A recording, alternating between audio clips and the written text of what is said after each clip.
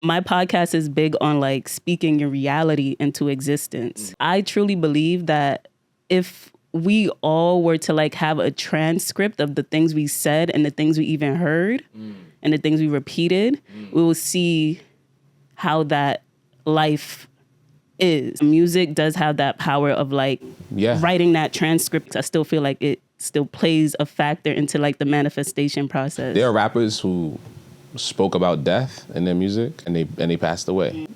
Music will usually have a representation of a person's actual life in that music, and then if you could relate to that, maybe those affirmations are creating something in your life as well, you know, whether negative or positive.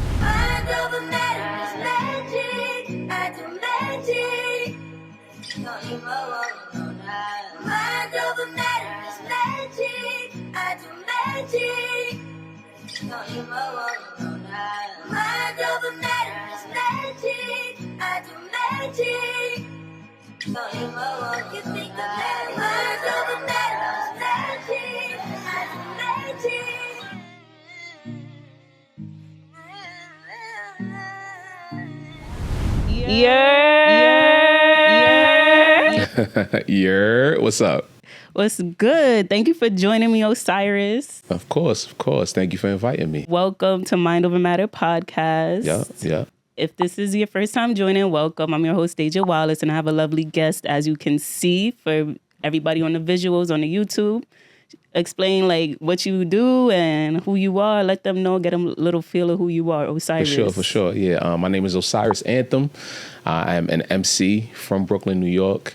And that's what I do. I rap, I MC, you know, a little bit of poetry here and there, you know.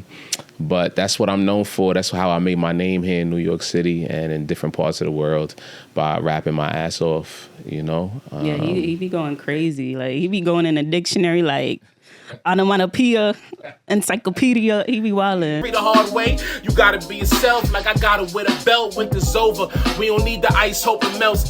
Devils in the subtleties. My level can't fuck with me. Music lovers study me like Flight of the Bumblebee. You can know the ins and outs of everything culturally, but can't change shit cause you living too comfortably. Give you a little game, boy, you need a little pain. Matter of fact, you need a lot. If you try and make a stain, matter of fact, you need a lot. If you try and make it rain, every story got a plot. Your tombstone got a name. So why waste time doing shit to keep you miserable? Staring at a zenith won't get you to your pinnacle. Build chips in glass bottles, so they call me lyrical. Raps Dustin Hoffman when he wasn't neurotypical. Trigger synesthesia if my lyrics what you listen to. Even though it's audio, I'm giving you a visual. So all metaphorical, but you can take it literal. My spirit is my guide and my body is the pinnacle. Yeah, but thank you again for joining me. This has been like a while in the making, so I'm just excited to even have you in this conversation. I know it's going to help a lot of people, enlighten a lot of people, the listeners. So we're going to get into just like the power of music, hip hop, rap specifically, because that's what you're into. And we're going to just talk about the power of music in terms of just like healing. So, yeah, if that's something y'all interested in, you could kick back, grab a snack, and we're going to get right into it. Osiris, what's the meaning behind that name? It's a powerful name. I appreciate you. Yeah, Osyris Antham is, you know, my full stage name. And basically, it's an anagram. I took my real name, which I'm not going to say on camera because, you know, like my students would say that's federal. That is. I took the letters in my real name and then I flipped it around. At the time, I was reading this book called The Da Vinci's Code. And the Da Vinci's Code is an anagram in the book. And so I was like, at the time, I didn't have a rap name. And so I was like, you know what? Let me play with something. And I came up with Osyris Antham. And I liked how it sounded, you know. And so I just stuck with it. Yeah, that's how I came up with it. Yeah. Because when you say Osiris, I'm thinking sun. I'm thinking like some astrology, like some deep... Right, Egyptian deep gods. Yeah. No, I wasn't thinking that highly of myself at the time, but I'll accept the connections that people make with that name for sure. You was just like, it sound cool. I was like, this sound dope, and we know Osiris. I was like, all right, cool, we'll rock with that. Yeah. So give people a feel of what your music is like, and how does it speak to like the current state of hip hop right now? You know, I think. In the vein of us being on a podcast, right, and having this conversation, I consider myself as an MC to be a more modern version. You know, podcasting is a modern version of like radio or communication, right? And I think the way I exist as an MC is a very modern version of MCing. And what I mean by that is, you know, I haven't released a project in 7 years. I had a project called The Purple Color Theory that I dropped back in September of 2018.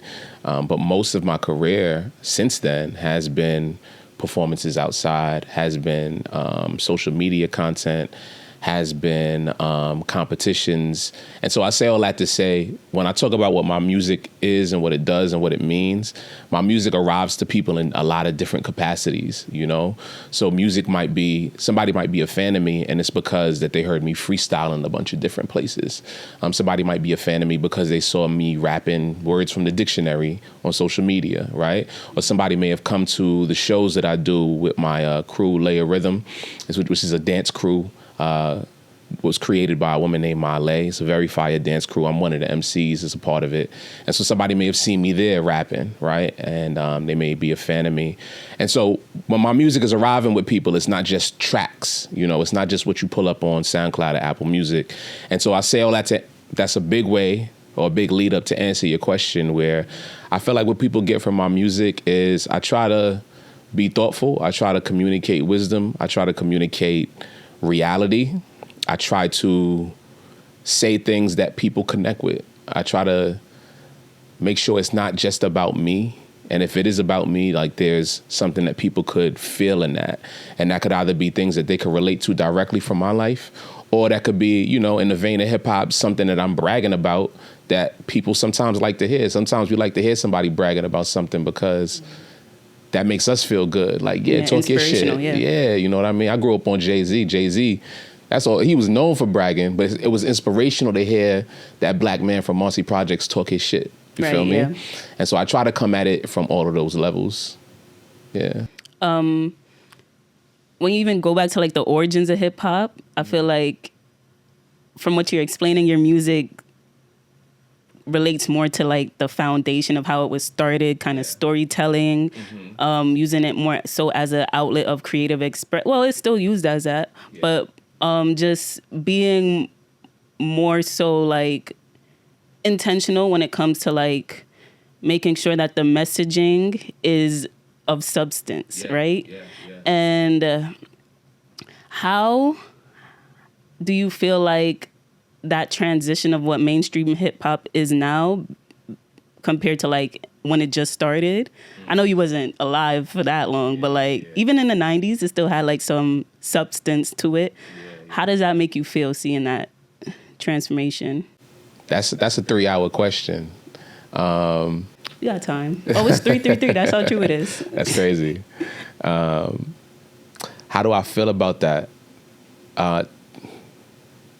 Hip hop, I think there's a misnomer where people feel like storytelling was really the only thing that mattered in the beginning for hip hop. Storytelling was always the key. It was always about a poet coming into a space and speaking about things that people could feel and relate to. But, you know, hip hop also started in party and celebration spaces.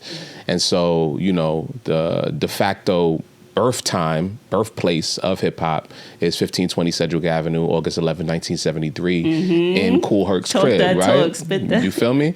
And so that was a party. His history, yeah, that was a party. And so I think when you come into a party, as people who are Caribbean, we go to a party and we're gonna turn up to some music. A lot of Jamaican music that we hear, it's either gonna be knowledge, or it's gonna be somebody talking their shit, or it's gonna be something to wind up your waist. You feel me? Yeah. And I think reggae dancehall does a good job of like having all of those elements. And I think all those elements are necessary in hip hop to an extent as well. What happened over the last 20-ish, 30-ish years is mainstream music, the corporations, the major labels, they've done a good job of learning what is gonna do well in the market and what's going to sell easily. And so those things that sell very easily have tended to dominate the market. And so, there's a lot of storytelling that doesn't happen at a level that I wish it did. But it doesn't mean that these things that people are talking about in music don't have a reality to them or don't have a validity to them. I was actually just listening to this Megan Thee Stallion song on the way here, Bigger in Texas. I didn't expect that. Yeah, you know, I used to be a fan of Megan Thee Stallion when she first came out. Then I kind of fell away from her. And then when I heard this Bigger in Texas song, I was like, nah, I feel like she's getting back to the origins of what made me a fan of her when she was first popping. And I say that to say Megan Thee Stallion will probably be viewed as somebody who makes that music that's not in the storytelling vein or the origins of hip hop. But I like the way that she was just talking her shit on that song. And I feel like that's part of hip hop, like come in there, talk your shit, make it sound good, make sure the writing is fire. And so hip hop has definitely fallen away from its origins on a mainstream scale for sure. But I think hip hop only continues to thrive because some of those elements are still present in the music. And then now we're lucky that because of streaming, we have access to different artists in different ways. So even though I listen to Megan coming here, or somebody may listen to whoever's the big famous rapper now on a regular basis, most of the hip hop that I'm listening to is not what's super mainstream. And so I get to still feed myself while the mainstream still does what it does. You feel me? Yeah, for sure. Yeah. Do you think that the oversaturation and just the easily accessible like streaming platforms have like kind of diluted the market when it comes to just like hip hop music? Yeah, absolutely. Yeah, to that point. Yeah, absolutely. It's definitely diluted. I feel like even like when I'm listening to music now, sometimes I feel like it's almost like fast food. Yeah. You know what I mean? Yeah. Yeah. Compared 100%. to like when I had like my iPod or something or my PSP back in the day, I had to actually sit down and wait for the song to download onto my console and then like enjoy that song over and over again. It felt more like fulfilling. Yeah. Yeah. And what's even crazy now too is if you go on social media, you'll see that fans, if they like an artist, their relationship will be sometimes even less to do with the music, and their relationship with the artist will be even connected to how many streams the artist has or how many awards the artist has. And so it's like people are more worried about what the market wants. You feel me? And it's like, it's more about, like, imagine me saying I like McDonald's. I don't like McDonald's that much, just for the record. But imagine me saying I like McDonald's. You feel me? And then my relationship with McDonald's is so strong that I'm asking the manager at McDonald's how many burgers he sold this week. And then I'm excited because McDonald's sold more burgers than Popeyes sold. I never thought of it like that. You feel me? Like, fans are connected to how many views you get, or how many streams you're getting as a part of their relationship with the music. And so it becomes less about the fulfillment of the music. And I think like subconsciously the artist is also now creating for an algorithm, creating for that streaming. You can take the sub consciously. Facts. Yeah. Consciously too. Yeah. But a lot of them don't acknowledge it, like, oh, nah, it's just like coming from my heart. But like you're singing about this because you know that this is popping and you know that this is gonna go viral. 100%. Sometimes I listen to songs and be like, why are you rapping about this right now? Yeah. Like, is this really? My mind automatically went to Jello Ball. Oh, yeah. Like, he's a good example, you know? Like, his songs go hard and they viral, but it's like, sir. Right. But, you know, I think he comes from a funny part of the market as well, where I don't know his history, but I'm going to assume that he didn't come up MCing. You know him as a baller, right? As a basketball player. And so he was able to find this lane to become a famous rapper using like the caricature and the aesthetics of what we've already known from rap and hip hop. Not to make any judgments or make any assumptions about what his life actually is, but it does feel like he is a fan of music and has the ability and the talent to do a good job imitating some things that have done well before. And then he was able to walk into that lane and make, like you said, the music is fire. Can't take that away from him. But the swerve in the corner, it's good. It's good stuff, you know? You know, but he didn't have to come up as an MC in the cyphers, fighting for his life, rapping, battling, putting songs out, because the market already exists for him to come in. Right. You know, and then because social media exists, he's already famous for something else. So he already has like a built-in fan base. So if the song is dope, you good, because you already had 1 million people watching you. So how have you like leveraged social media as an artist? Because it's not all negative, you know what I mean? You could connect with people worldwide, like somebody in Germany listening to you, you know what I mean? So how is you use that to your advantage and not like become a slave to the algorithm? I just try to do what feels right to me. I'm privileged enough where I don't necessarily need hip hop to pay my bills. You know what I mean? Like I also have I'm a teacher, so I also have a day job. You know what I mean? And then I've also been privileged and blessed enough that the work that I did before social media became really popping gave me a fan base and gave me people who are supporters of me. And so when I'm putting stuff out, I already have fans in Europe, or people who have been checking for me in these different countries. And so since they're connected to me on social media, I'm putting content out so that you can continue to build that relationship with me. Like, you just know, yo, Osiris is putting these songs out, or Osiris is putting these raps out. He's still making music. And so social media is my way of connecting with people, whether they're here in New York, whether they're across the country, or whether they're in Belgium, Paris, or whatever. Yeah. But that's beautiful. You already had that fan base before it. You know what I mean? That's very rare. Yeah. To actually have that. I want to go back into like the influence of hip hop. I know you're not like, you don't really hate on like people that are just doing it for fun. You know what I mean? They're not taking it too seriously because it's still like a form of expression. Right. But do you think there's like a thin line where it's like, sometimes it feels like they do have the youth watching them. So do you think it can influence the youth in certain ways to like just have certain mannerisms or like even behave certain ways because that's all they listen to? 100%. Hip hop is the most influential music in the world. Hip hop has taught people how to speak, how to dress, how to interact with the world, how to interact with each other. Hip hop has given people confidence. Hip hop has taught people what to look for in their life. Hip hop is a huge influence. And sometimes that influence has negative outcomes.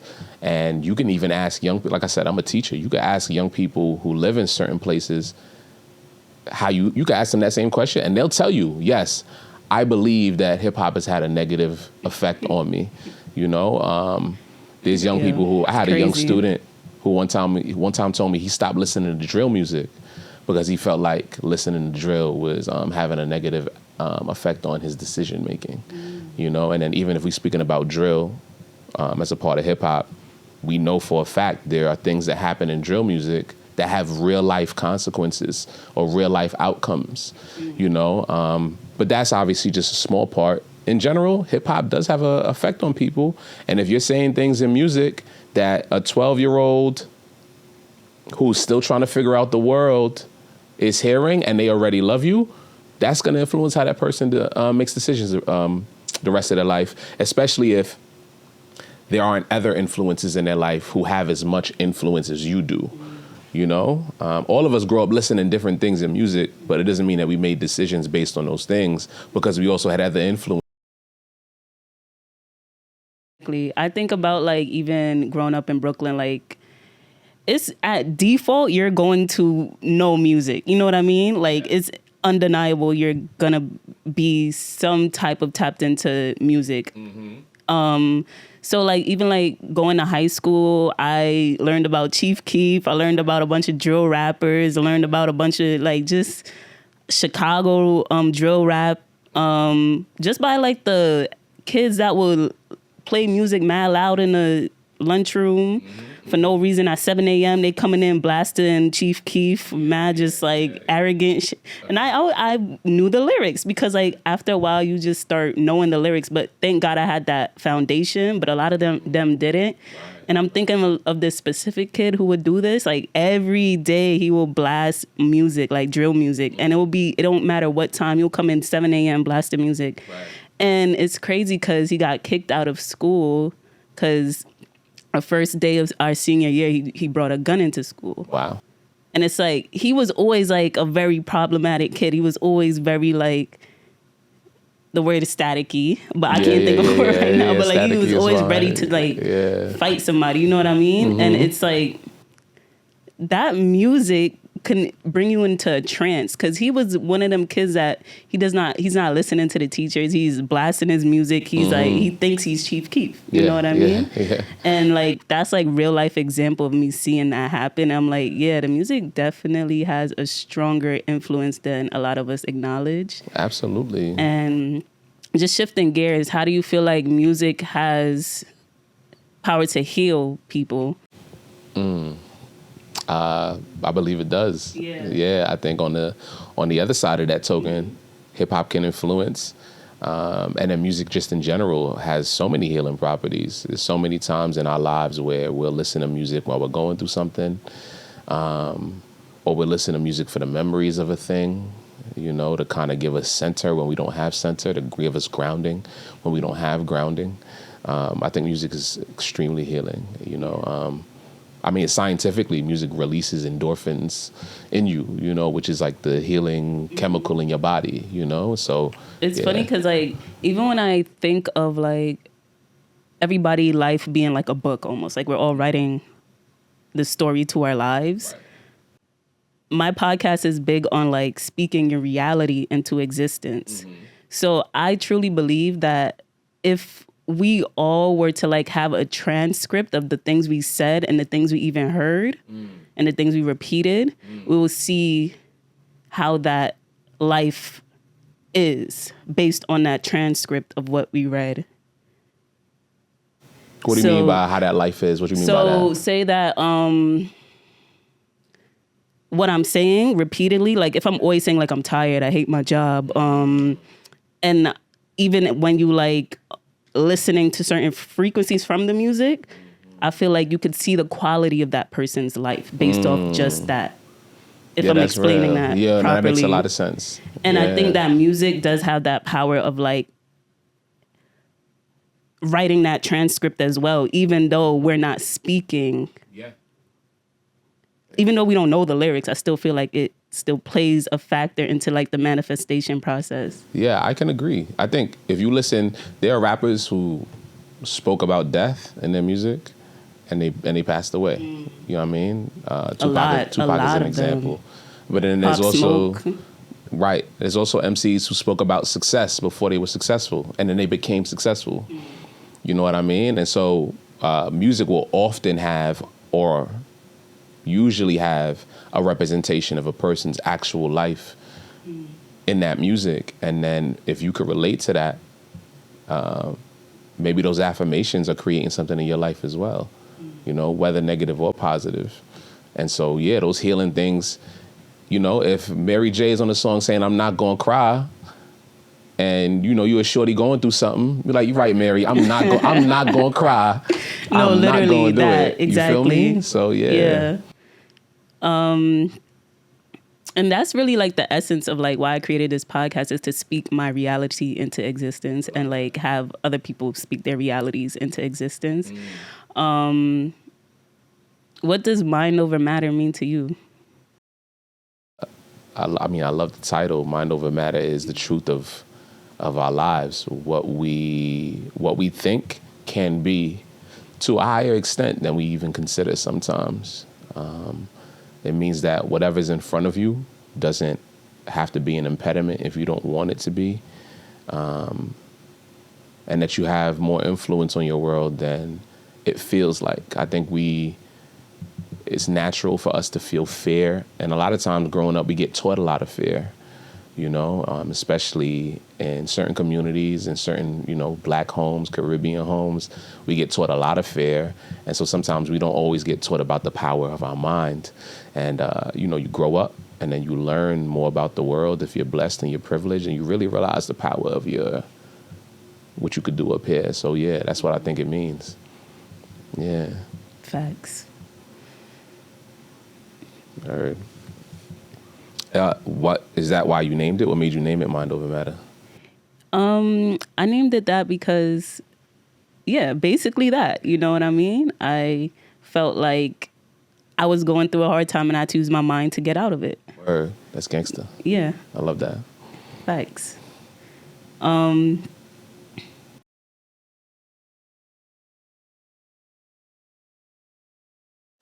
want to get back into Makes me think about like monks. Like I'm always impressed I at love monks. monks. Like how they could just be in a silo by themselves for a year. I don't know if you know Jay Shetty. No. He's a podcaster, but he always talks about like his journey as a monk. And I'm like, can females become monks? Because Yeah, like I feel not? like I would do that. Yeah, why not? Hell yeah. Yeah?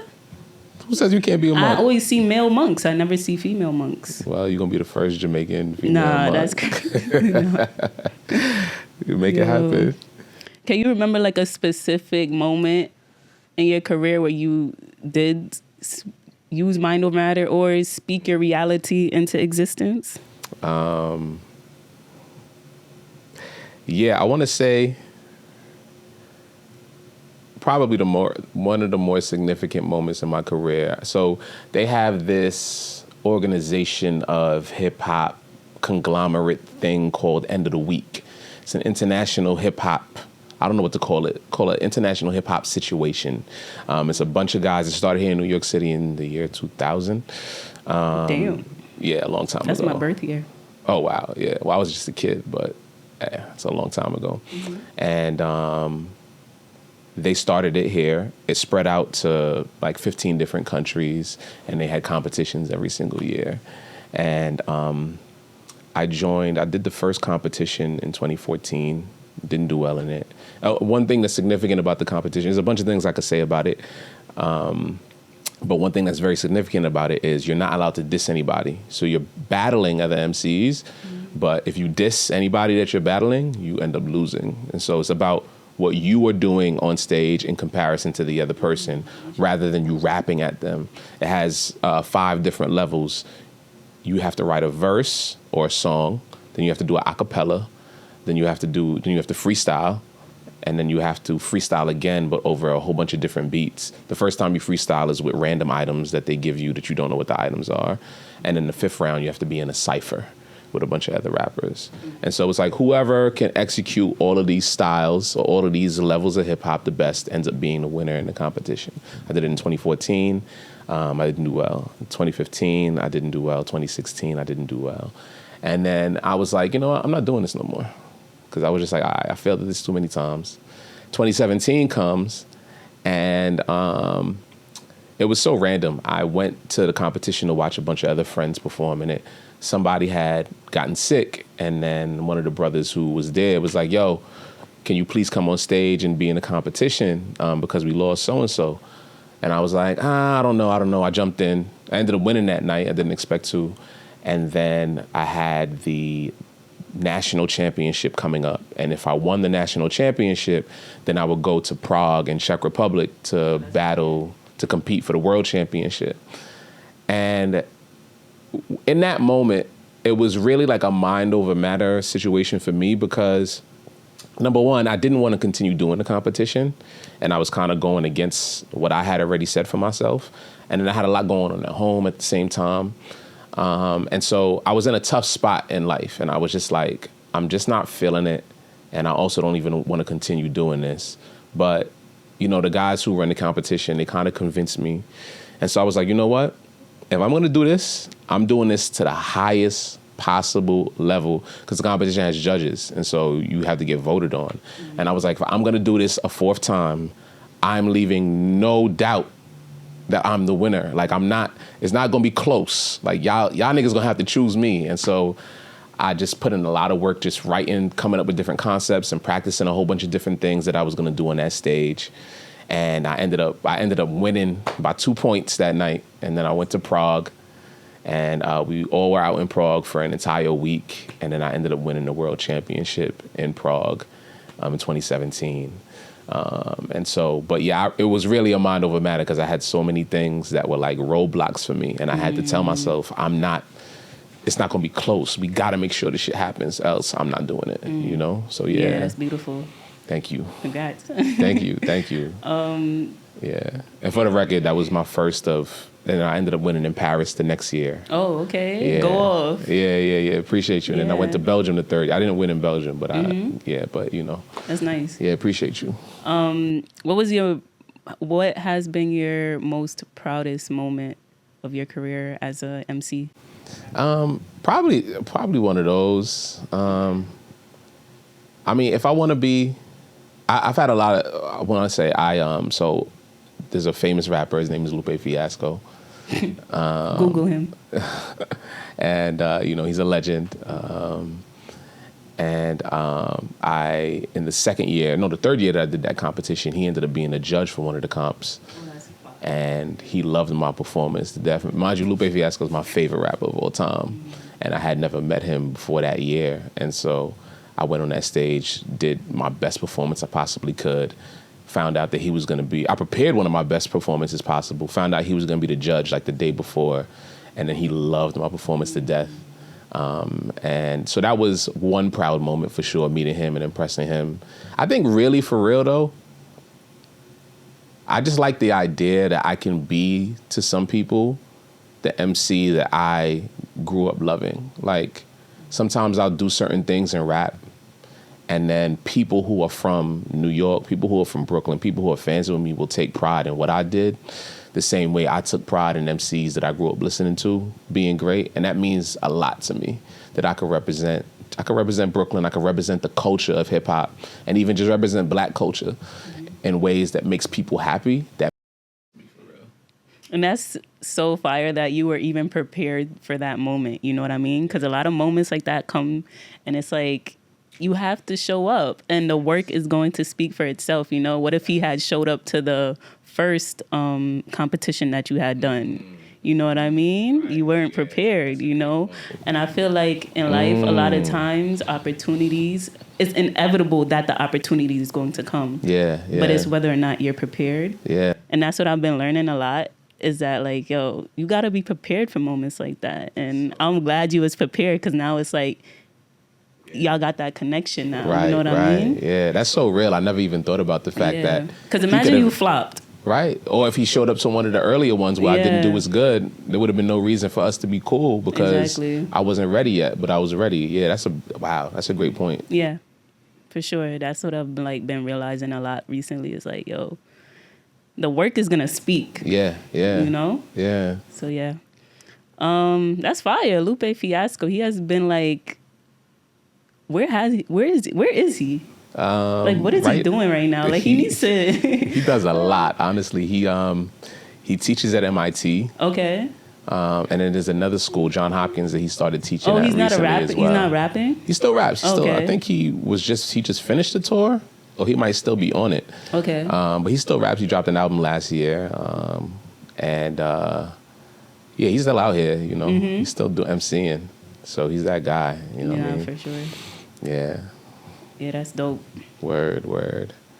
But is there anything you wanted to highlight before you hop out of here? Anything you want to let the world know right now, right here? Keep loving hip hop. Keep loving up the game. You know what I mean? It's going through its ebbs and flows, but don't feel too down on the game. If you want to follow me on Instagram, I'm Maroon Waters, MaroonWaters. And then you can keep up with me and everything that I'm doing on there. But yeah, just keep supporting DEJA. Mind over matter. You know, I love what the sister is doing. Facts. Oh, where do you see hip hop going? I want to finish you off with that. You know, the great Mos Def, now named Yasin Bey. Yasin Bey, he said back in the day on his album Black on Both Sides in 1999, he said, they always ask where hip-hop is going. Hip-hop is going where the people are going. So wherever you're going is where hip-hop is going. And that's a fact. You know, hip-hop represents the people. And wherever they at, it's going to be in the music. Okay. That's some food for thought. I have to think about that a little. Word. All right. Yeah. Thank you for joining me. Appreciate you, DEJA. Thank you for having me. Of course. It's a good one. Yeah, word. And if you reach the end of another episode, appreciate you. Make sure you subscribe. Make sure you comment. Make sure you show love. And thank you. And make sure you tell a friend to tell a friend, mother, dog, sister, auntie. That is Mind Over Matter, baby. Yes, sir.